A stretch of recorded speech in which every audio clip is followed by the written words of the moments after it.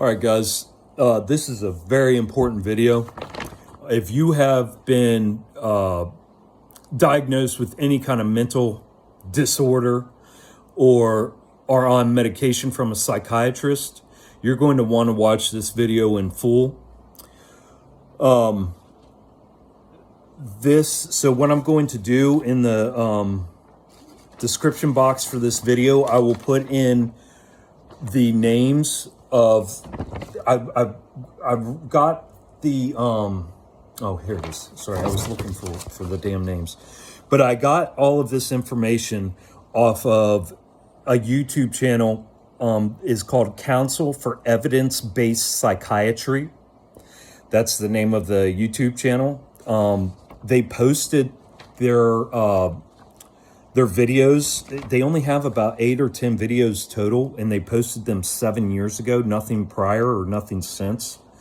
But what you're going to want to do, if you have ever been diagnosed, or you know somebody's diagnosed, or you have children who have been diagnosed, if you are on pills, or you know somebody else is on pills for depression, anxiety, schizophrenia, psychosis, any of that shit, you're going to want to watch this video, this one here, until the end so you can get all this information.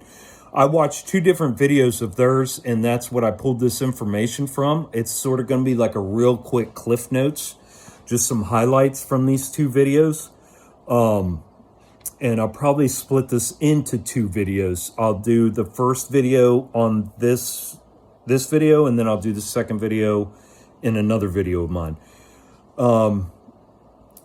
This first one comes from their video entitled Dr. James Davies, The Origins of the DSM.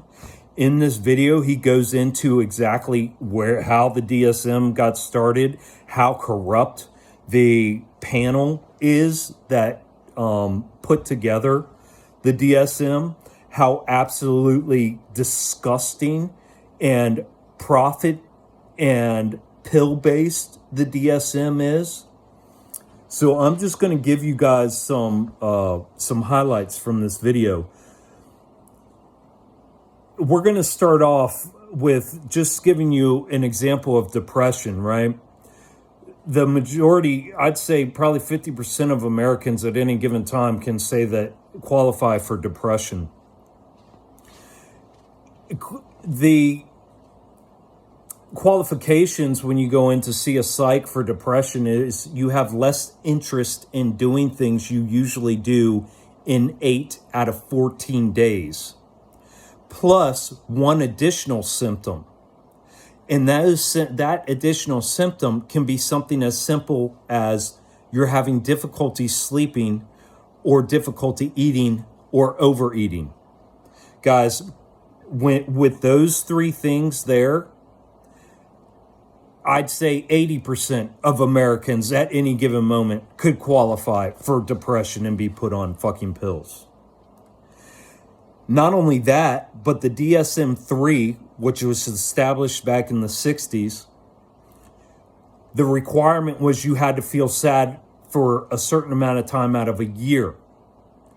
The DSM-4, which was put together in the 80s, only required you to have those depressing symptoms, which is losing interest in things you usually do, for a certain amount of time over 2 months.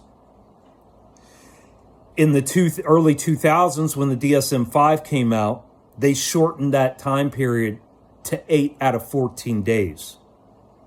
Do you see what they're doing, guys? They're turning a lot of temporary problems into chronic ones. They are renaming normal experiences as indicating psychiatric conditions. By renaming normalities as abnormalities, they have created the illusion of an epidemic. It all comes down to this basis, guys. If there are problems with the diagnostic system, which that is what the DSM is, then there is a problem with prescription meds for those conditions. The DSM has expanded at a faster rate than any other medical book in history. In the 1960s, there were 106 disorders included in that book, in the DSM-3. Today, now these videos again were 7 years ago, okay? The DSM-5 includes 370 disorders. There were a team of 9 people who put the DSM-3 together back in the 60s. Only a handful of disorders in the DSM, and I mean a handful, guys, out of the 370, a handful, are known to have a clear biological cause known as organic disorders. So what psychiatry is doing is they are naming a disorder before any pathological roots are discovered. So they are taking symptoms and then conglomerating them and putting them into a disorder and prescribing pills for them. This is to this day, guys. Again, this all comes from the YouTube channel name is Council for Evidence-Based Psychiatry. Again, they only have 8 or 10 videos posted. And the videos that they have posted are experts, okay? We all know how we feel about experts. But these are investigative journalists and psychiatrists who have put this stuff together and are giving speeches in front of hundreds of psychiatrists. This is not some weird conspiracy theory shit. This is the history of how the psychiatry industry operates. So, again, when they put the DSM-3 together, it was a group of 9 individuals. Most likely, they were all white men. The way that they did it, again, because none of it, the inclusion of these new disorders that they put into the DSM, none of it had to have a biological cause. They literally just rose their hands and voted on what to include. So in other words, if a large enough number, if an overwhelming majority out of the 9, if 5 of them felt a diagnostic concept was important, they would include it. It literally went off consensus. An agreement does not constitute scientific proof, guys. Let me say that again. Just because these idiots, 9 of them out of the whole world, agreed that these disorders should be included into the DSM and be treated with medication, does not constitute scientific proof. These fuckers were literally just raising their hands, guys. Let me break it down for you a little further in case you guys still have your heads so far stuck up with these doctors' asses and believe in this shit so deeply that you're willing to kill yourself and continue taking toxic medications for something that these idiots raise their hands to include and say, oh, yes, you have a disorder. Think about it like this. If a group of theologians got together and agreed God existed, does it make it true? It just means they agree. Self-defeating personality disorder, SDPD, self-defeating personality disorder, a group of psychs working at the same institution. This one institution out of all the thousands of institutions around the world came to the same conclusion, gave the same label to a given set of behaviors and said, oh, we're going to include this into the DSM. After being accepted into the DSM, a survey was sent to a number of members of the American Psychiatric Association, where the respondents, only 11% said it should have been included. And that 11% obviously has monetary and other reasons to include it. Again, if you want to look up that disorder, self-defeating personality disorder, guys, all these disorders come back to trauma and abuse, period. All mental disorders come back to trauma and abuse, period. There was a very small amount of research into any of the disorders added. They literally voted. Voting is not a scientific process.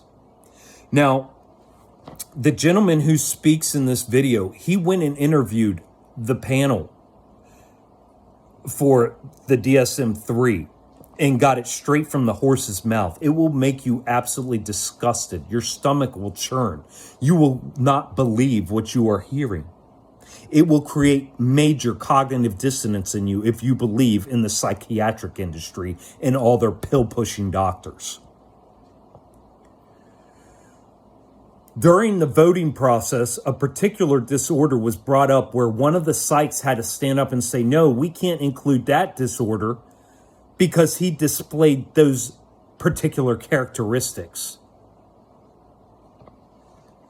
The DSM was widely used by most psychs by the 1980s. See, prior to that, psychs from all over the world used their own reasoning and research.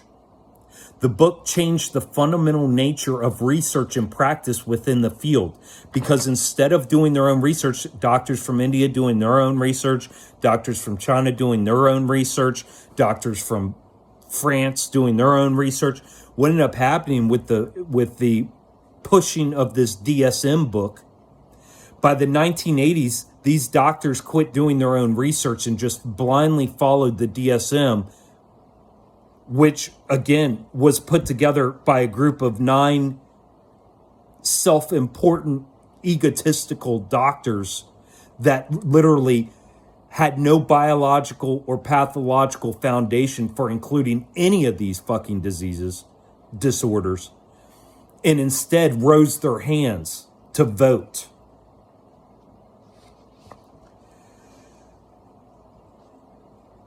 As the influence of the manual spread, the truth about its construction remained obscure. So people just took it as, oh, well, it came from the American Psychiatric Institute, so I guess we're just gonna, they're the experts. These are the experts looking at the other experts going, well, they must have the answers, and being lazy, and instead of sticking to their own research and evidence-based psychiatry, are just blindly following a book that those experts put together without any evidence, without any biological basis, without any pathological basis, and said, here, this is what we're going to diagnose millions, multiple millions of people all over the world every day with psychological conditions, psychiatric conditions, and we're going to pop pills in their fucking mouths. Most psychs have no idea that the list in the DSM was not guided by research or biological evidence, but rather a committee of 9 egotistical assholes. Guys, again, this video I will put in the description so that way you guys can go. I highly recommend, if you have been diagnosed, if you have seen a psychiatrist, if you are taking pills for anything from schizophrenia to fucking depression to whatever, ADHD, ADD, ODD, SDPD, any of it, you had better do your groundwork and go watch these videos, because these videos were put out 7 years ago. Again, only 8 to 10 videos on the whole website, on the whole YouTube channel for Council for Evidence-Based Psychiatry, guys.